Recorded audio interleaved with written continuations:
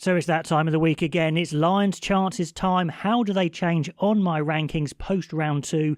Who are the winners and go up? Who are the losers and go down? This is just my way of kind of rationalising where I think people's chances are. Are they guaranteed going on the tour? High chance, moderate chance, outside chance and virtually no chance. But of course, I'd love to know who you would place where and why.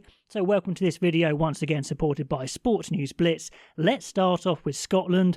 And Ireland dispatched them fairly impressively, and it was a big blow to these Scottish players, no doubt. They wanted to showcase they were better than their opposite man in green, and that didn't really happen.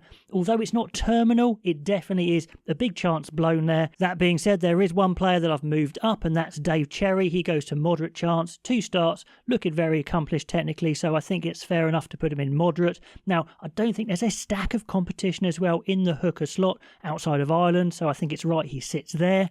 Ashman, Gilchrist only see as moderate, so they go down. Tom Jordan had a big chance to impress, with Finn Russell unexpectedly going off early and not coming back, failing an HIA, but he couldn't get that Scotland attack to click. Of course, it's not all his fault, but he is the focal man there. So he is versatile, but I think this was his chance to show I am top draw, so he falls down the rankings to outside chance now. Now, if Scotland had won this one, I was thinking of maybe bumping up a couple, Darcy Graham, Van der Merwe, the wingers, but Graham went off early. Hopefully he's going to be okay. Van der Merwe was still dangerous, but fouled out a couple of times in defence, so they're still in high, still in with a good shout, but I think that's about right. Then on to Scotland's conquerors, Ireland, and as many commentators said, they haven't even hit top gear yet, so that's quite scary.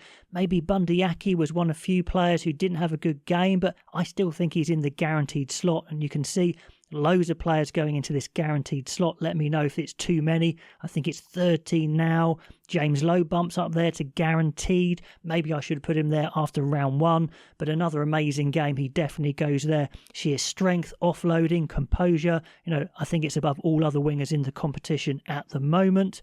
It was another start for Ronan Kelleher, the hooker, over Sheehan, and it was a very accomplished performance, so I'm making the call. He and Sheehan are going guaranteed at the moment, so there's only one hooker slot to fight for from the other nations. The Lake's out injured, Cherry's just coming back to internationals, England can't quite decide who their best hooker is, so I think those two are going, so only one other hooker can go. Crowley now has clearly lost out to his teammate Sam Prendergast for first choice, so he has to be a level below him. With Tyg Furlong out injured, Finlay Bealham has also strengthened his claim. Then on to Wales, and round 2 kind of just confirmed what we already knew. They are the weakest team in the Six Nations. The loss to Italy doesn't really affect the list too much, therefore. I feel Thomas Williams is trying a bit too much. It's not happening for him. As a commentator said today, he's actually not playing that great considering so much was expected of him. There's a lot of competition at scrum half, so I think he falls down to moderate.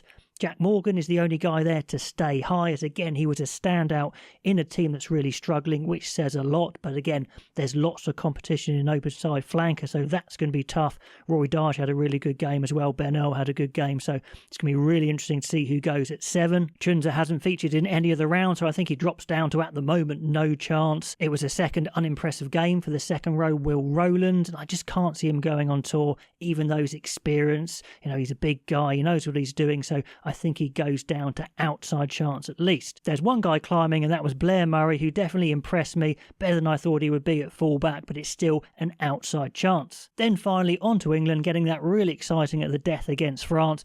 And boy, did the team need that win, but also these players needed that win with British and Irish Lions selection looming. Some eye-catching performances has thrust them into that limelight, definitely. Some guys going up from moderate to high. Tom Curry, a second belter of a game, starting at 6, but of course he can play 7 and indeed 8, so that all helps his Lions' chances. Ben Earl had a good start at 7 and excelled. As I said before, it's going to be fascinating. If Farrell wants a running open side, does he go between Earl or Jack Morgan? It could be a straight shootout there. And a climber as well, Finn Smith. He proved from the start he can run an intricate phase attack, similar to Sam Prendergast did, so he has to go up to moderate. Elliot Daly, Finn Baxter came on for their cameo, scored try, so that's got to put them on the radar at least. And Tommy Freeman had an absolute barnstormer, his best game for England, I think, in a winger shirt for sure, and he's versatile as well, so he's got to go up to high chance for me. So that's how I see it for the Four Nations at the moment. Obviously, players can still move up and down. There's 3 more rounds to go, but things are really hotting up in the race to go on the British and Irish Lions tour of Australia. Love to know your thoughts as always. If you're not subscribed, that would be amazing. Do like the video, and I'll catch you next time.